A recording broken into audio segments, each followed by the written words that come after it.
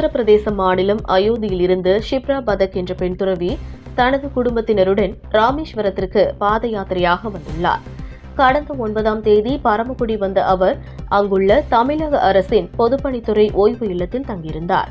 மறுநாள் காலை ஷிப்ரா பதக் தனது பாத யாத்திரையினை அங்கிருந்து தொடங்கினார். பரமக்குடி 4 வழி சாலை வழியாக பெண் துறவி பாத யாத்திரை சென்று கொண்டிருந்த போது அவரது பாதுகாப்பிற்காக பின்தொடர்ந்து வந்த காரின் மீது அடையாளம் தெரியாத சிலர் தாக்குதல் நடத்தியதாகவும் தன்னிடம் வாக்குவாதம் செய்துவிட்டு அங்கிருந்து ஓடிவிட்டதாகவும் பெண் துறவி ஷிப்ரா பதக் புகார் கூறினார். மேலும் இந்த தாக்குதலில் தனக்கு காயம் ஏற்பட்டதாகவும் அவர் கூறியிருந்தார். இந்த சம்பவம் குறித்து பரமக்குடி டிஎஸ்பி அலுவலகத்தில் பெண் துறவி புகார் அளித்ததை தொடர்ந்து அவர் போலீஸ் பாதுகாப்புடன் ராமேஸ்வரத்திற்கு தனது பாத யாத்திரையை தொடர்ந்தார்.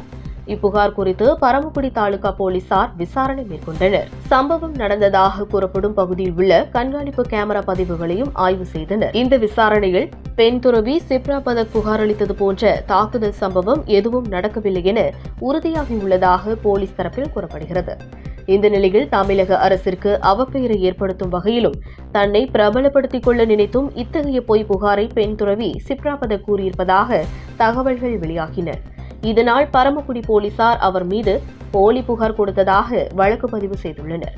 இது தொடர்பாக காவல்துறை தரப்பில் வெளியிடப்பட்டுள்ள அறிக்கையில் பெண் துறவியின் புகார் மீது திருவாடானை உட்கோட்ட காவல் துணை கண்காணிப்பாளர் தலைமையில் 3 தனிப்படைகள் அமைக்கப்பட்டு முழுமையான விசாரணை நடத்தப்பட்டு வருகிறது. இதன் முதற்கட்ட விசாரணையில் கிடைத்த ஆதாரங்களின்படி ஷிப்ரா பதக் கூறிய புகார் உண்மைக்கு புறம்பாக உள்ளது என தெரியவந்தது. ஆனாலும் தொடர்ந்து விசாரணை நடத்தி வருகிறோம் என தெரிவித்துள்ளனர்.